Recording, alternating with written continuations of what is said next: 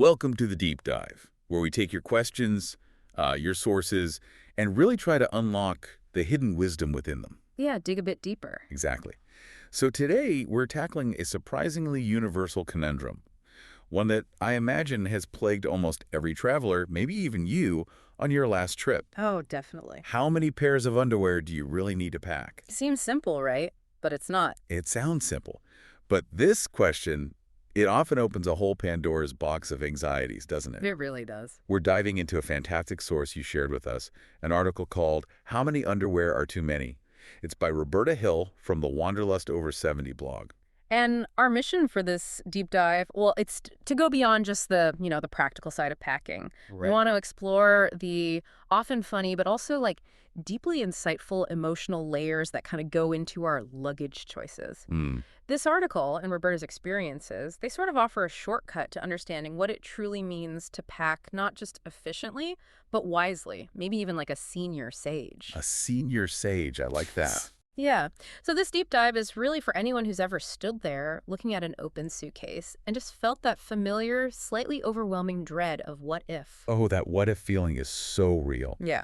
Okay, let's start with what some people might call the expert advice on this very personal topic. Yeah, the conventional wisdom. Right. Our source mentions a Parker, a travel expert, who offers what he calls the ultimate hack. Okay. He says, you need to pack 3 pairs of underwear more than the number of days of your holiday. 3 more. Very specific. It's very precise, almost mathematical, isn't it? Like a formula for never being caught out. Yeah, like a scientific approach to avoiding laundry disasters. Totally. Well, Roberta Hill, the author of our article, she's a seasoned traveler, loads of experience. Right. She has a very direct one-word response to Parker's careful formula. Which is? Poppycock. Small laugh. Okay. Yeah, it's quite an opener, and Yeah. it immediately sets the tone for her, like refreshing honesty. And what's fascinating here is that despite all her years traveling, Roberta readily admits she's a chronic overpacker. Ah, so she gets it. Totally gets it. It's this candid admission, this acknowledgement that, even experience doesn't always fix the habit, that makes her insights so relatable. She's not just telling us what to do, she's showing her own struggle. I found her confession just so utterly relatable. She paints this picture saying, the last time I packed light, I still brought 3 chargers, 2 scarves, and 1 irrational fear of running out of underwear. The irrational fear. It's that bit that really hits home, isn't it? It's not about logic. It's a feeling. Exactly. It's that little voice inside when you're standing by the wardrobe asking, what if? What if I suddenly become this completely different person in Lisbon? Mm-hmm. Like someone much fancier or more adventurous, and I desperately need formal wear. Or hiking boots. Or a flamenco outfit, maybe? Right. We pack for these possibilities that often just don't match up with who we actually are. You've hit on a really crucial point there. Roberta just perfectly captures that tension, between the idealized trip we imagine. Yeah, the fantasy trip. The fantasy trip full of spontaneous adventures, glamorous evenings, and then the realistic one. Which usually involves more napping. Sometimes, yeah. We anticipate all these unknown needs, these potential what-ifs, these versions of ourselves that might just pop up on vacation. Right. It's this desire for absolute preparedness, feeling ready for anything, even if those things are totally hypothetical. Like needing 3 travel toothpastes. Exactly. It's not just the clothes. It's preparing for the unexpected, the imagined fun, or even just like a sudden urge to be more elegant than usual. This internal struggle, this sort of psychological battle with the suitcase, it's something I think most of us can really connect with.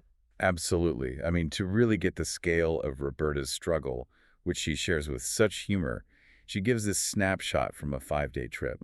A story that might sound eerily familiar to some of us. She lists what she thought she needed versus what she actually used. The classic comparison. Totally. So her initial packing list for just 5 days included 2 pairs of black pants, because options. Always need options. 1 dramatic shawl, for those unexpected galas, I guess. Of course. 4 chargers. Her justification, just in case the hotel is haunted and eats cords. Okay, that's a new one. 3 travel-sized tubes of toothpaste. Planning for multiple dental emergencies, clearly. Ever know? 7 pairs of underwear for a 5-day trip. And a universal hairdryer because, quote, Looking good is personal. Wow, that is quite the haul for 5 days. Meticulously planned yet. A lot. A lot. And the reality, as she hilariously details it, was quite different from that ambitious list. I bet. She wore one pair of pants the entire trip. Just one. The dramatic shawl never even left the suitcase. Oh, dear. Out of the 4 chargers, she used the same one the whole time. The toothpaste situation, it became this comedy of errors. She ended up buying a new tube in Paris because she couldn't remember where she'd packed any of the 3 she brought. Oh, no. That's classic. And despite packing 7 pairs of underwear, she did laundry halfway through anyway. Of course. And all that worry about a hairdryer. The hotel had an iron and a hairdryer. Literally. Her final thought after all that effort. No. And I still look like I woke up on a train. Oh, bless her. What's really fascinating here, and I think quite common for all of us, is how often our imagined needs, our meticulous preparation, just doesn't line up with the actual travel experience. Yeah. It's kind of a universal truth, often with pretty humorous, if sometimes, frustrating results. A real lesson in telling true necessity from just perceived needs. That story is such a perfect example of our best intentions just going completely sideways. That's So Roberta seems to have this knack for humorously rebelling against the usual advice. What about that really common packing tip, the one that says, lay out everything you want to bring, then pack half? Did she finally cave on that one? Chuckles. Well, not exactly. She admits she does the first part. She lays it all out. Oh. Nods sagely at the pile, almost convincing herself she's being restrained this time. I can picture it. But then as she confesses, then I pack all of it, just folded differently.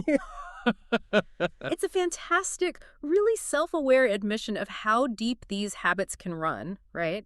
And how easily we rationalize our way around even the most sensible advice. Yeah, the different folding technique. I might have used that one myself. Haven't we all? It's this very human, ingrained habit of over-preparing that makes the one piece of advice she does swear by so powerful and honestly, truly insightful. Okay, so she's a rebel, but she does have a holy grail packing rule. Yeah. I'm curious, what's the one thing Roberta Hill, the confessed chronic overpacker, absolutely will not compromise on?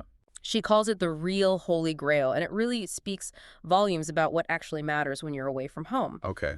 Her one non-negotiable rule is always pack a small zippered pouch of emergency meds.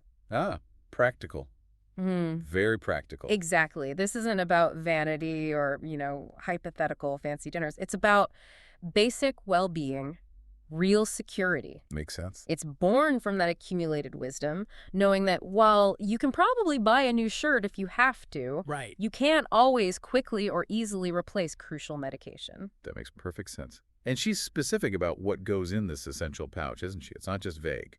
No, not at all. She recommends things like painkillers, cough drops, Band-Aids, the basics for minor stuff. Yeah, everyday things. And importantly, she adds something you can chew during turbulence. Oh, good one. She really emphasizes how critical this little pouch can be, especially if your main luggage gets lost or maybe you have a small emergency mid-flight. Yeah, definitely. That little kit, carefully put together, can be like your absolute best friend when your stomach's churning over the Atlantic or you get a sudden headache somewhere unfamiliar.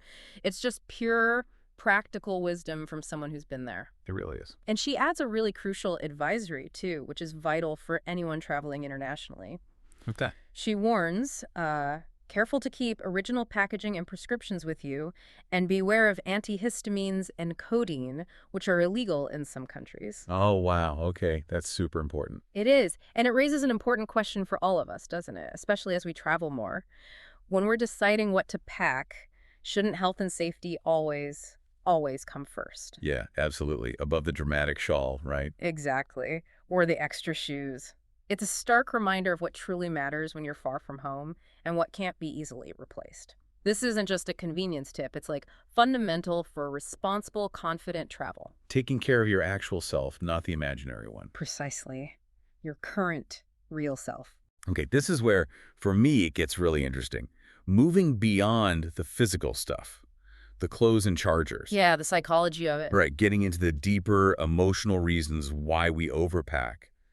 Roberta shares this profound insight, and I think a lot of us will instantly connect with it. She says, quote, I overpack for the same reason I double-guess my creative work. I want to be prepared for anything, even the versions of me that don't exist. Wow. Yeah. That just kind of sums up so much, doesn't it? Yeah. It's not just about the suitcase. It's about this fundamental human desire to be enough, to be prepared, to handle whatever might come up. It's such a powerful and really honest observation, and she then elaborates on these non-existent versions of herself, bringing them to life with her usual wit. Like what? Well, she talks about the confident Roberta who suddenly needs heels in Paris. She's never shown up. Okay. Or the spontaneous Roberta who goes hiking on a whim in Queenstown. She naps, she doesn't hike. Totally. It illustrates this deeper psychological truth. We often project our aspirations, our hopes for who we could be, onto our packing list. It's a way of kind of hedging against potential regret, maybe? Or perhaps the secret desire to, I don't know, transform ourselves through travel. Yeah, become someone else for a week. Right. We pack not for the person we are, but for the person we think we might become in a different place. Or maybe the person we feel we should be. It's like an attempt to control the unpredictable, anticipate every possible future self, even the really fantastical ones. It really is. And this isn't just about travel, is it? Roberta herself makes this connection, this really profound metaphor that goes way beyond just packing. What did she say? She says, packing becomes this funny metaphor for life and writing. We bring what we might need, just in case we're not enough as we are. That hits deep. Yeah, it's about that fundamental human need for preparedness, for security, for having all the bases covered. It reflects our anxieties, our hopes, our sometimes, well, unrealistic expectations of ourselves and our experiences. We fill our suitcases, and maybe, by extension, our lives, with just-in-case stuff. Not because it's truly necessary, but because it gives us this sense of comfort against the unknown. And if we connect this to the bigger picture, this tendency to over-prepare for imagined future selves, it goes way beyond luggage. How so? Think about the mental baggage we carry, the tasks we take on just in case, the skills we try to learn because we might need them for some different future version of ourselves. Yeah, definitely. It happens in our work lives, our relationships, our hobbies.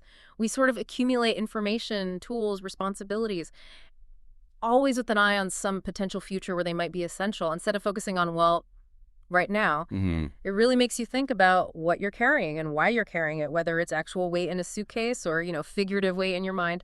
Roberta's insight there really gives you pause for thought. It really does. Yeah. So after all these years of travel, all this reflection, what has Roberta learned?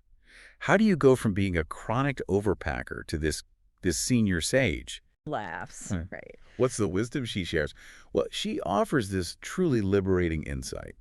I am usually enough with one pair of shoes and a curious mind. I love that. Simple but profound. It is. Though she does admit, quite reasonably, that she still needs a few days of underwear. Well, yeah. Some things are non-negotiable. Right. It's about finding that balance, isn't it? Yeah. Shedding the excess, focusing on what really helps you have a rich experience. It truly is. And that wisdom, she explains, it comes from knowing yourself well enough to, quote, separate just in case from just ridiculous. Ah, okay. That's the key. Yeah. It's about honest self-assessment, really understanding your actual habits, your comfort level, your genuine travel style, not the aspirational one you see in magazines. Yeah. For someone who's traveled for decades, this isn't just a packing tip, it's a philosophy. Born from countless real experiences, moments of frustration, and finally learning to trust her own judgment over, external pressures or imagined needs. The wisdom of experience. Exactly. It's the wisdom of someone who's learned to prioritize peace of mind and actual enjoyment over the anxiety of what if. And she offers some incredibly practical, hard-won tips that really hit home, especially if you value efficiency and simplicity. Like what? Things like, I don't need the third backup battery. I need to remember to charge the first one. Oh, that's brilliant. Simple, but yeah. It's such a mindset shift, right? From getting more stuff to just managing what you have better. Or, if I didn't wear it last trip, I probably won't wear it this time either. The brutal truth. Necessary, though. And a rule that really stands out, shoes must earn their place. One for walking and one for wandering. That's it. Earn their place. I like that. Ruthless. These aren't just rules. They're like distilled wisdom from experience, pushing us to be more mindful, more discerning travelers. It's about being present, not constantly prepping for a future that might never happen. And this really highlights the core idea of senior smarts. We pack for the reality, for our bodies, our comfort, our actual routines, not for the fantasy of who we might be, like that sunrise jogger in Queenstown. When you know you're really the sunrise napper. Exactly. It's about shedding the weight of expectation from others and from ourselves and just embracing who we genuinely are when we travel. That feels lighter already. It is lighter. This wisdom, it grows over time through trial and error. It's about profound self-acceptance. It tells us that the greatest luxury in travel, and maybe in life, isn't having everything for every scenario. It's the freedom that comes from carrying less. Less physical stuff, less mental load. Fewer internal pressures, yeah. And for all of us still kind of wrestling with that packing dilemma, still fighting those just-in-case voices, Roberta offers something really special at the end. A parting gift. A bonus permission slip. Ooh, I like the sound of that. I'm going to read it directly because I think it's just fantastic and really captures the heart of this whole deep dive. Yeah. You officially have permission to leave behind that second pair of metallic flats, the hardcover book you won't read, and the vision board for your ideal vacation self. You are enough as you are, with one great jacket and a backup pair of readers. Wow. That is incredibly liberating, isn't it? It really is. Especially coming from someone who's lived and traveled so much, who understands what truly brings joy and comfort. It's so liberating. And that permission slip, it's not just about luggage, is it? It's about life. Totally. She beautifully sums up her whole philosophy with that powerful final thought. Packing like a pro doesn't mean squeezing more in. It means carrying less and living more. Carrying less, living more. It's about consciously making space for the actual experience, for real encounters, for embracing the unexpected rather than just trying to accommodate more stuff. Right. This is where that senior sage wisdom truly shines, understanding that richness isn't in having more, but in like curated simplicity and just being present. So what does this all mean for you listening as you think about your next trip or even just, your daily life? Yeah. Consider how Roberta Hill's journey, from chronic overpacker to senior sage, might nudge your own choices. Could you carry less, both literally and figuratively? Could you embrace that idea of being enough as you are with fewer just-in-case things weighing you down? It's not just about being efficient. It feels like it's about freedom. This deep dive really makes us think about the true weight of what we carry, doesn't it? In our suitcases and in our lives. Yeah. Roberta's journey is such a powerful reminder that the path to packing less is really a journey of self-knowledge. Learning to tell the difference between what you truly need and those emotional what-ifs. And shedding the baggage of those imagined selves. Exactly. Those imagined selves that stop us from really experiencing the moment. It's about making conscious choices based on who you are right now, not who you might be someday. Absolutely. So, as you get ready for your next adventure, whether it's big or small, what just-in-case items are you carrying? Good question. Not just in your luggage, but maybe in your daily habits, your mental load, even your expectations of yourself. Could letting go of some of those just-in-cases be the key to carrying less and truly living more? Maybe next time you pack, or even just start something new, you'll remember that permission slip Roberta gave us. Yeah. And maybe find a lighter, more authentic way to travel through life.